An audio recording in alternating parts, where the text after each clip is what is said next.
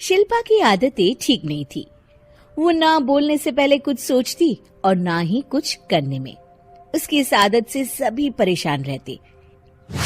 बहन, घर पर मेहमान आए हैं और शक्कर खत्म है, थोड़ी शक्कर दे दो, मैं बाजार जाऊंगी तो ले आऊंगी।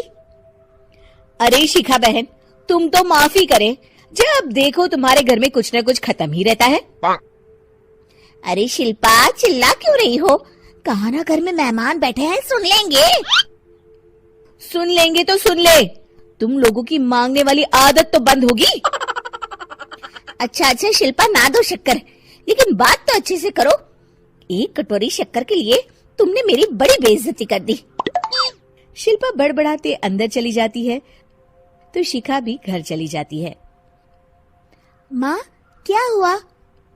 अरे कुछ नहीं बेटा, पता नहीं कहां कहां से ऐसे पड़ोसी आ जाते हैं, जब देखो तब कुछ न कुछ मांगने के लिए घंटी बजाते हैं। अब घंटी बजे तो दरवाजा ना खोलना। पता नहीं माँ की ये आदत कैसे बदलेगी, किसी को कुछ भी बोल देती है, बोलने से पहले सोचती भी नहीं। शिल्पा की ये आदत दिन ब दिन बढ़ती ही जा रही थी। एक दिन शिल्पा के दरवाजे सब्जी वाला आया। सुनो भैया, मुझे ये भिंडी, टिंडे, लौकी और आलू के साथ 1 किलो प्याज दे दो। जी बहन जी। वो एक एक कर सारा सामान पैक कर देता है। कितने पैसे दूं? 220 रुपए पूरे।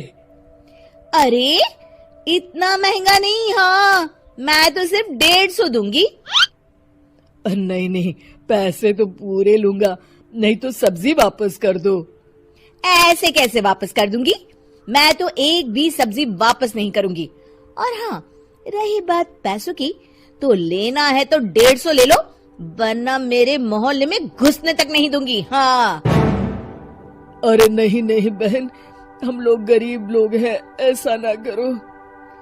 पकड़ो ये 150 और दफा हो जाओ। शिल्पा की बेटी अंदर से ये सब देख रही थी। शिल्पा, तूने तो हद कर दी। बेचारा गरीब आदमी, उसका तो गुजारा ही इसी से होता है। बोलने से पहले सोचा कर बेटा। माँ आप चुप रहो, घर चलाना बच्चों का खेल नहीं, और वैसे भी इतनी महंगी सब्जी थोड़ी ना होती है। आपको तो सिर्फ खाने से मतलब है, लेकिन मुझे तो सब सोचना पड़ता है ना। शिल्पा की सास ये बात सुनकर दुखी हो जाती हैं। शिल्पा की बेटी शिल्पा की ये सारी बातें सुन रही होती है। शिल्पा की बेटी एक दिन माँ से कहती है, माँ, ओ माँ, जरा यहाँ तो आना। ओहो क्या हुआ, क्यों चिल्ला रही हो ऐसे बेटा? हुआ क्या, ये देखिए मेरी स्कूल की ड्रेस कितनी गंदी हो गई है, इसे कौन धोएगा? लेकिन ये तो साफ है बेटा, मैंने अपने हाथ से खुद साफ किया है। माँ, ये ड्रेस इतनी गंदी है कि मैं इसे पहन ही नहीं सकती, चलो मुझे बाजार से नई दिलाओ। शिल्पा दुखी हो जाती है और वहां से चली जाती है कि तभी सामने उसकी सास मिल जाती है। शिल्पा, अरे ओ शिल्पा, ये क्या सब्जी बनाई है? ऐसे भी कोई सब्जी बनाता है? शिल्पा सास की इस हरकत से सख्ते में आ जाती है। अरे माँ को तो मैं जो बना दूं उन्हें वो पसंद आ जाता था, फिर आज वो ऐसा व्यवहार क्यों कर रही हैं? शिल्पा कुछ समझ पाती कि थोड़ी ही देर में उसका पति आ जाता है। अरे शिल्पा, ये क्या है? क्या हुआ आपको? ये मेरी अलमारी पूरी अस्त व्यस्त है, तुमसे कोई काम नहीं होता है, सारा दिन पता नहीं क्या करती रहती हो। अरे मैंने तो सारी अलमारी साफ रखी है। इसे तुम साफ कहती हो? ये तो पूरा कूड़ादान लग रही है। शिल्पा परेशान हो जाती है और समझ नहीं पाती है कि उसके साथ क्या हो रहा है। शिल्पा अकेले कमरे में जाती है और जोर जोर से रोने लगती है। तभी वहां उसका पति, सास और बेटी आ जाते हैं। शिल्पा उन लोगों को देखकर और जोर जोर से रोने लगती है।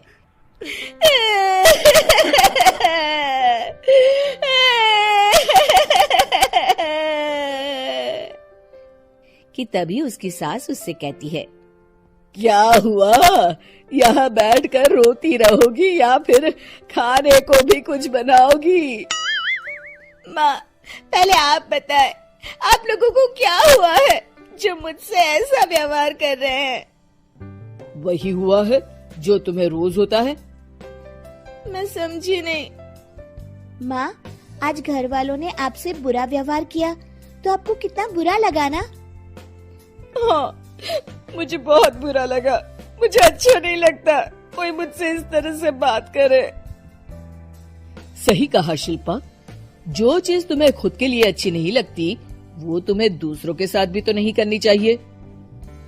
बेटा, हम तुम्हारे अपने हैं, फिर भी तुम्हें अपनों की बात का बुरा लगा। लेकिन सोचो, जिन बाहर के लोगों से तुम ऐसा व्यवहार करती हो उन्हें कैसा लगता होगा। हाँ माँ, आप सच कह रही हैं। मैं आप लोगों से माफी मांगती हूँ। मुझे कड़वा नहीं बोलना चाहिए। मैं समझ गई। मैं आपकी हूँ, इसलिए आप लोगों ने मुझे सुधरने का वक्त दिया और मेरा साथ दिया। लेकिन जिन बाहर के लोगों से मैं बुरा व्यवहार करती आई, वो लोग मेरे कड़वे बोल से कितने दुखी होते होंगे। मैं वादा करती हूँ, आज से ऐसा व्यवहार किसी के साथ नहीं करूंगी। सीख, हमें दूसरों के साथ वैसा ही व्यवहार करना चाहिए जो हम खुद के लिए अपेक्षा करते हैं।